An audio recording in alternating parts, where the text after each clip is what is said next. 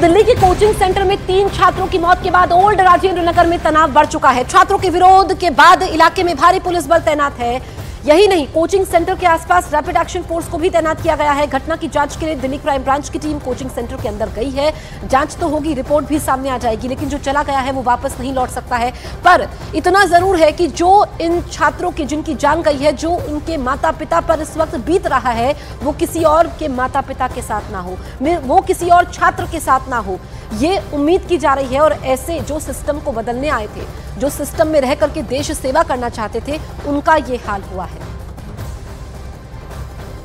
दिल्ली के राजेंद्र नगर में जिस तरह से कोचिंग सेंटर के अंदर हादसा हुआ, उसके बाद दिल्ली पुलिस बल को बढ़ाया गया। पीछे तस्वीरों में देखेंगे, यहाँ पर अतिरिक्त पुलिस बल को तैनात किया गया है, क्योंकि छात्रों की भीड़ लगातार बढ़ रही है। और पुलिस बल के बढ़ाने की वजह यही है कि लॉ एंड ऑर्डर की स्थिति ना बिगड़े, क्योंकि छात्रों में इस वक्त आक्रोश है। छात्र लगातार नारेबाजी कर रहे हैं और इसी वजह से पुलिस बल को यहाँ पर लगाया गया है, ताकि जो कोचिंग सेंटर है उसके आसपास बैरिकेडिंग हो।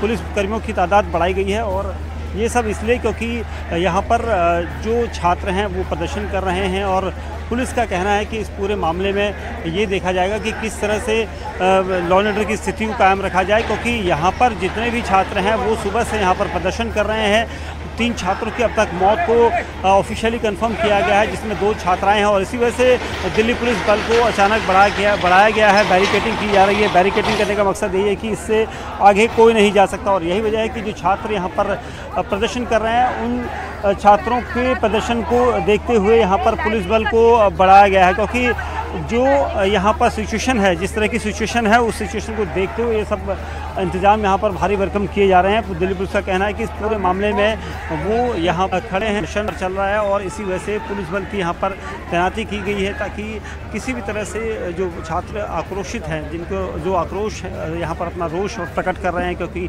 जिस तरह की बड़ी लापरवाही हुई है, उसके बाद यहाँ पर पुलिस बल को तैनाती इसलिए दी गई है ताकि यहाँ पर पुलिस बल खड़ा होकर रह सके। छात्रों की मौत पर गुस्सा बढ़ रहा है। छात्रों ने मौत के विरोध में प्रदर्शन किया, नारेबाजी की। घटना वाली जगह राज्यसभा सांसद स्वाति मालीवाल भी पहुंची, लेकिन छात्रों ने स्वाति मालीवाल के खिलाफ वापस जाओ की नारेबाजी की। दिल्ली कांग्रेस के अध्यक्ष देवेंद्र यादव भी हादसे के बाद ओल्ड राजेंद्र नगर पहुंचे। छात्रों ने उनके खिलाफ नारेबाजी की, लोगों ने गोबाग के नारे लगाए। 3 तस्वीरें आपके सामने हैं। मौत पर छात्रों का गुस्सा लाजमी है, क्योंकि सवाल उनके भविष्य को लेकर है। दिल्ली कांग्रेस अध्यक्ष का विरोध होता है, स्वाति मालीवाल के खिलाफ नारेबाजी होती है। सियासत तो हो रही है, सियासतदान राजनीति करते रहेंगे, लेकिन यहाँ पर दिल्ली पुलिस जो अभी छात्रों को कंट्रोल करने पहुंची है, दिल्ली पुलिस को यह जवाब देना चाहिए कि जब शिकायत की गई थी कि अवैध तरीके से कोचिंग सेंटर चल रहा है, तो उस वक्त दिल्ली पुलिस कहां पर थी? कार्रवाई हो जाती तो ये तस्वीरें, ये आक्रोश देखने को नहीं मिलता। राज्यसभा सांसद स्वाति मालीवाल यहाँ पर पहुंची है, लेकिन छात्रों में इस कदर नाराजगी है कि वो नहीं चाहते कि वो यहाँ पर बैठे। तस्वीरें आप देख सकते हैं कि किस तरीके से छात्र लगातार उनको मना कर रहे हैं कि हमने अपने साथियों को खोया है, हम नहीं चाहते कि इस मुद्दे पर केवल और केवल राजनीति होकर चीजें खत्म हो जाए। इसीलिए वो स्वाति मालीवाल को यहाँ बैठने से मना कर रहे हैं। उनकी नाराजगी है कि पिछले 12 घंटों से आखिर वो कहाँ थी, अगर अब वो हक की बात उठाना चाह रही हैं। उनको ये डर है कि राजनेता अगर यहाँ आकर उनके साथ प्रदर्शन में बैठेंगे तो इस पूरे प्रदर्शन को राजनीतिक रूप दे दिया जाएगा और उनकी मांगों को नहीं सुना जाएगा। देखिए, आप सुन सकते हैं, स्वाति मालीवाल वापस जाओ के नारे लगाए जा रहे हैं। बच्चे बार बार उनसे कह रहे हैं कि वो वापस जाएं, लेकिन स्वाति मालीवाल वहां बैठ चुकी हैं डेरा जमाकर, वो नहीं उठना चाह रही हैं। ये नारेबाजी आप सुन सकते हैं, स्वाति मालीवाल वापस जाओ के नारे लगाए जा रहे हैं। तो दिल्ली के ओल्ड राजेंद्र नगर में 3 छात्रों की मौत के बाद सियासत तेज हो गई है। राज्यसभा सांसद स्वाति मालीवाल ने इस हत्या का मामला बताया है, तो बीजेपी इसके लिए आम आदमी पार्टी को जिम्मेदार बता रही है। लापरवाही का मामला नहीं है, ये मर्डर का मामला है। ये मर्डर हुआ है, FIR दर्ज होनी चाहिए। बच्चों ने ये तक बताया कि किस तरीके से काउंसलर को 10 से 12 दिन पहले बार बार बोला गया कि ये जो ड्रेनेज हो गया है, खराब हो गया है, इस ड्रेनेज को ठीक कीजिए, लेकिन कोई कार्यवाही नहीं करी गई। जो बच्चे डूब के मरे, तड़प तड़प के मरे, उनके परिवार को कौन जवाब देगा और क्या जवाब देगा? रात से बच्चे यहाँ पे खड़े हैं, प्रोटेस्ट कर रहे हैं, और अभी तक MCD का कोई भी, ना तो मेयर आई, ना कोई अधिकारी आया, और दिल्ली सरकार का भी ना तो मंत्री आए ना अधिकारी आए, इनका बस काम ये है कि ये एयर कंडीशन रूम में बैठ के प्रेस कॉन्फ्रेंस करेंगे। मेयर ने तो अभी कुछ दिन पहले ये कहा था मॉनसून आने वाला है, दिल्ली वालों एंजॉय, ये है एंजॉयमेंट, शर्म आनी चाहिए।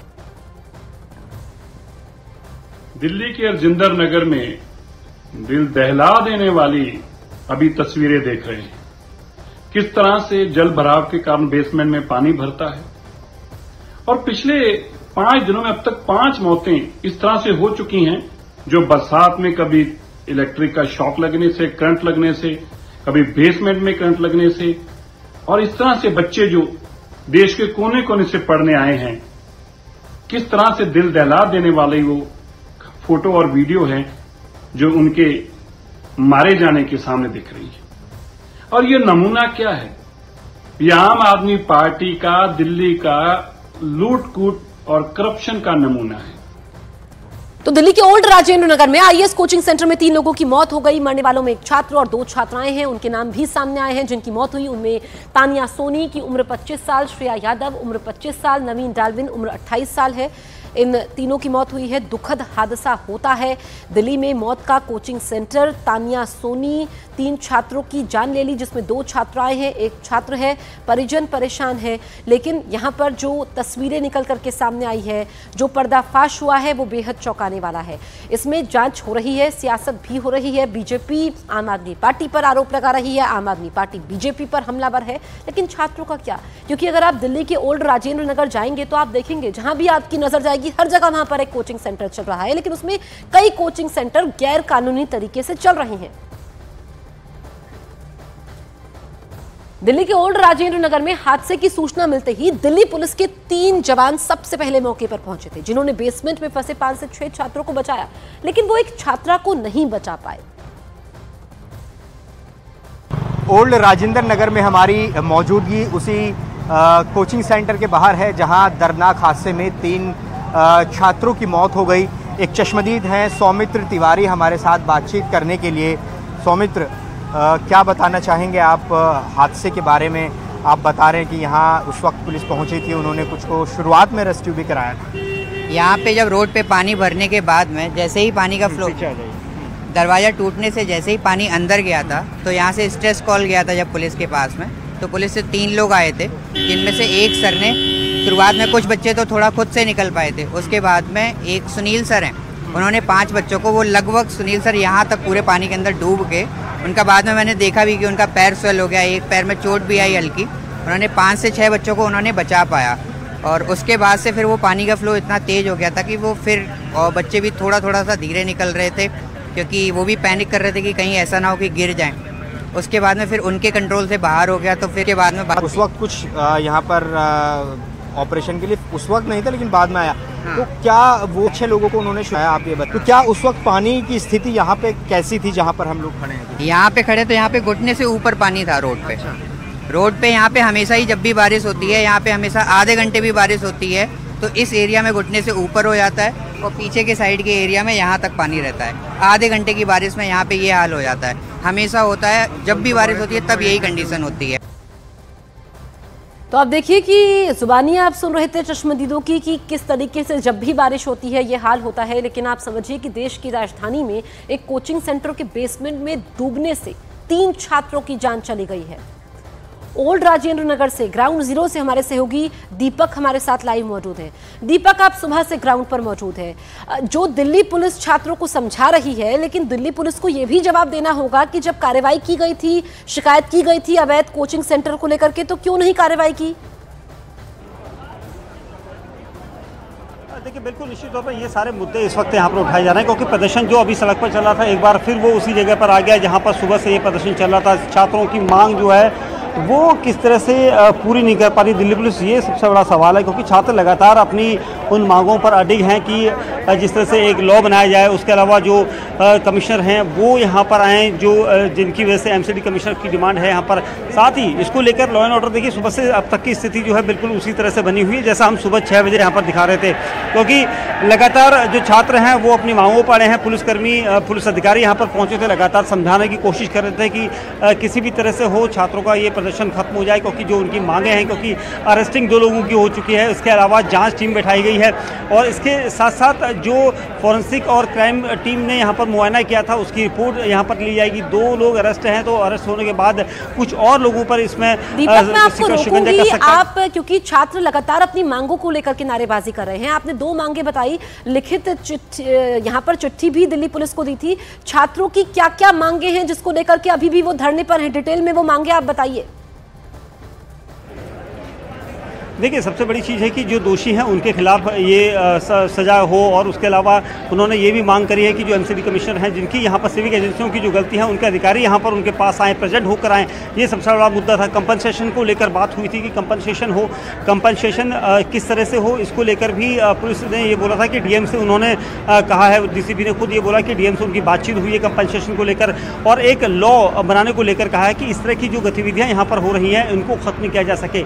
और ये सब इसलिए क्योंकि यहाँ पर जितने समय से जो अब तक कार्रवाई करने के लिए जो पहले कंप्लेंट्स दी गई थी उन पर गौर क्यों नहीं किया गया, क्योंकि जिस तरह की गलती थी ये सारी एमसीडी की यहाँ पर गलती बताई गई थी, और इसी वजह से पूरा जो रूट था, ये पूरा रूट का एक दिन पहले इसी समय पर डूब रहा था, और यही वजह थी कि यहाँ पर से गेट टूटा और उसके बाद सारा पानी जो बेसमेंट था एकेडमी के कोचिंग सेंटर के उसके अंदर चला गया था। उसके बाद इतनी बड़ी अनहोनी हो गई थी, और ये सब ना हो दोबारा, इसको लेकर दीपक, जिम्मेदारी तो तय होनी चाहिए। जिम्मेदारी सिर्फ संचालक की नहीं है, जिम्मेदारी तो अधिकारियों की भी है। दिल्ली के करोल बाग कोचिंग हादसे पर न्यूज 18 इंडिया की टीम लगातार ग्राउंड रिपोर्टिंग कर रही है। बेसमेंट हादसे की पूरी कहानी बता रहे हैं हमारे सहयोगी नीरज कुमार।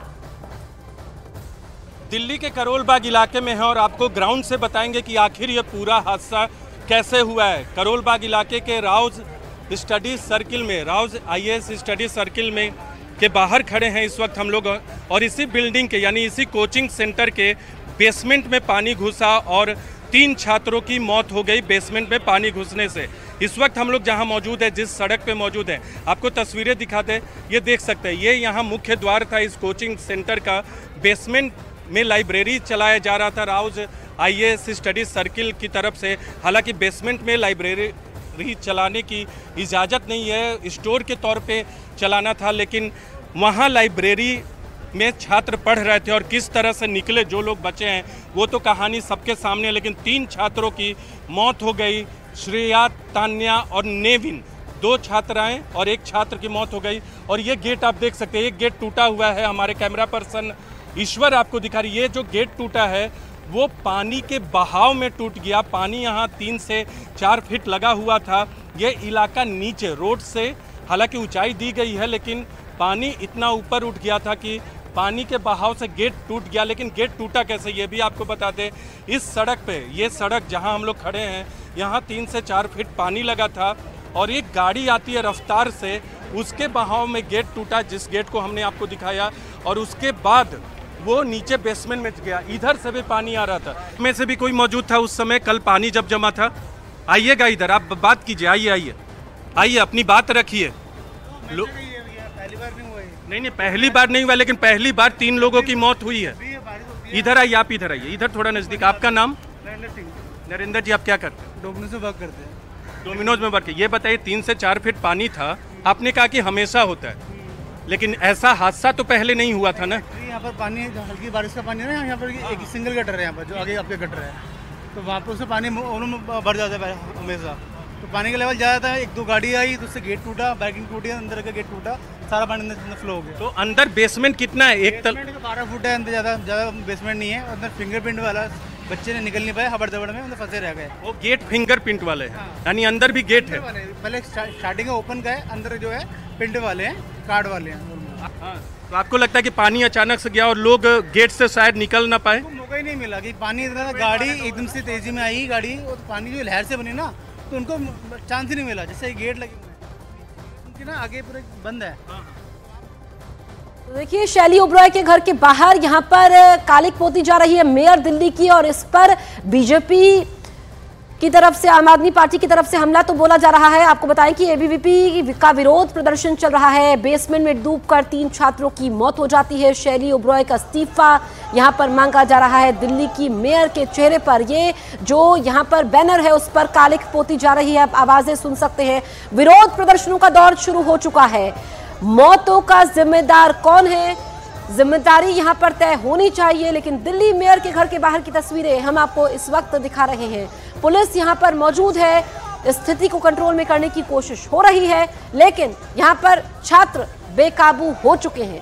अब ये एबीवीपी का विरोध प्रदर्शन कि किस तरीके से सिस्टम की लापरवाही की वजह से, अधिकारियों की लापरवाही की वजह से 3 छात्रों की जिंदगी चलेगी, ये लापरवाही नहीं चलेगी।